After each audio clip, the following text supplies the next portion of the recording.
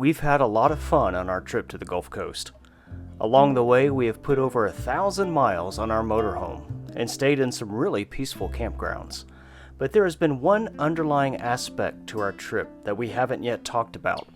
It isn't fun or funny. It doesn't involve forts or beaches. Consider it the 500-pound gorilla in the room. It's my health. You see, I'm disabled, permanently. In short, I have 4 neurological disorders. What we didn't show you on the first 4 episodes of our trip were the days that my body and brain crashed. We didn't accomplish much on these days. We didn't go to museums. We hardly did anything exciting. I also usually didn't pick up the camera to document my struggles. I just kind of endured it. When you're dealing with things of the brain and of the nerves and your whole nervous system, you don't get a choice. You don't get a choice of whether to have a good day or a bad day. It just happens, and you are very much at the mercy of your body. Yeah. I'm a fairly private person, so we thought we would give you a little bit of an inside look into my health conditions and how it affected the first few weeks of our trip to the Gulf Coast. It's been 3 weeks now today that we've been on the road. We have another 5 days to go, I think, in the trip. Today has been a crash day for me. I am hardly able to walk, able to stand. I'm so tired, and my brain is just not working right today. So we have to extend our time here another day. So these days happen. We've had several of them on the trip, like 4 or 5. I've had some form of disability since 2001, when I was diagnosed with an incurable balance disorder. I became fully disabled in 2012, and things got worse 2 years later. I suffer from migraine headaches, a twisted and arthritic spine, and 2 neurological disorders. One disease is episodic, which means things can trigger a spell that lasts from a few minutes to several weeks. The second disorder is a cruel one. Basically, my brain thinks I'm on a ship at sea. It throws me around without warning, into walls, door frames, furniture, pretty much anything, as if I just got caught in a rogue wave that I didn't expect.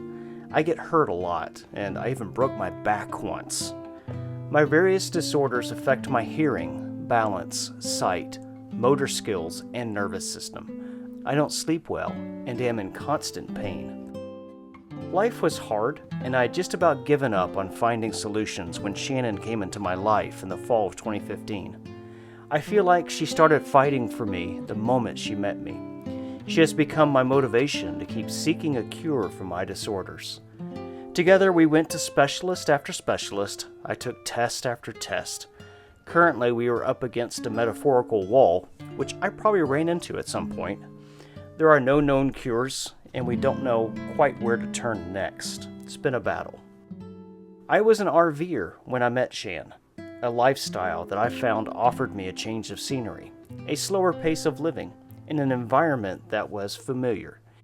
You see, inside an RV, I can create the best environment for sleeping, balance, light and sound, and other factors. When I met Shannon, I had a 31-foot travel trailer. We together bought a smaller travel trailer after we got married. And this summer, we took a big step and bought a motorhome with the intention of traveling longer distances over longer periods of time. The motorhome has more space, a separate bedroom, and offers me the luxury of pulling over at any point along the journey and resting. So we've slowed down. We have slowed down a lot. In order to enjoy the vacation, essentially, to enjoy the travel and the trip and where we are. I'm just learning how to roll with the punches and to reset expectations. Going at his pace actually is a real part of what helps me unwind too. Even though he has that side of him that wants to go and see all the things. So I'm grateful for that. Shannon said it before, I'm a go person. I'm somebody who's highly ambitious. I look at a map and I put like 17 different dots of things I want to see or do on those maps. And I have to kind of filter out what is realistic and not. John's in there trying to figure out what our next stops are going to be. We don't really have a plan beyond tonight. It's such a mix. On the one hand, we need that because of his disability.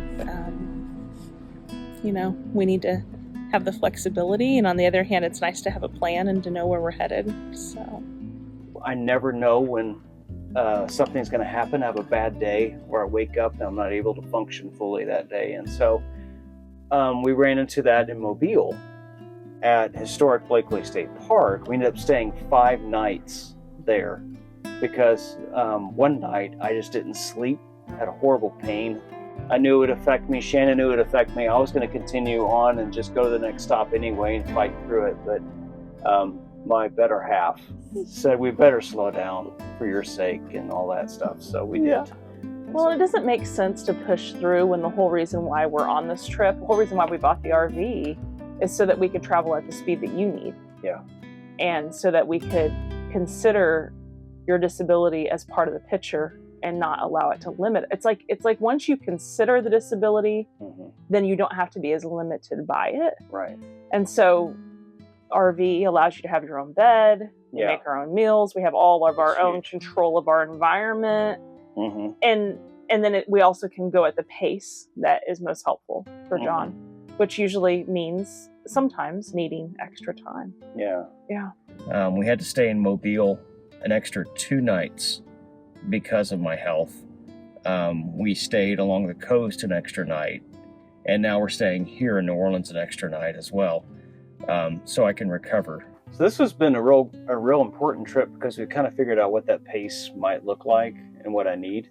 The first few days of this trip, we were just trying to get down to Lafayette. Well, we had the wedding. Down to Broussard. We had a specific event on a specific day.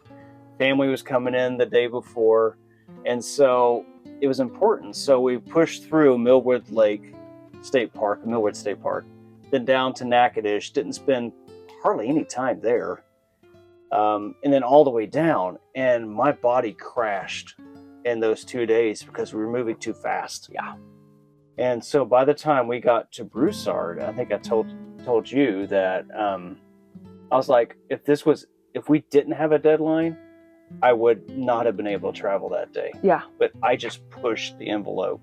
In a dangerous way, really, because we had to get there and had to miss some of the family stuff. And we did. We got there. Couldn't go to the dinner because I was just suffering too much. Yeah. When the actual kind of like the freeform part of the trip started after Broussard to New Orleans, we knew we were going to be at a state park there for 3 nights. We could have stayed probably longer, but I really wanted to keep going and moving east. And so then we went to Mobile, but then crash happened in Mobile.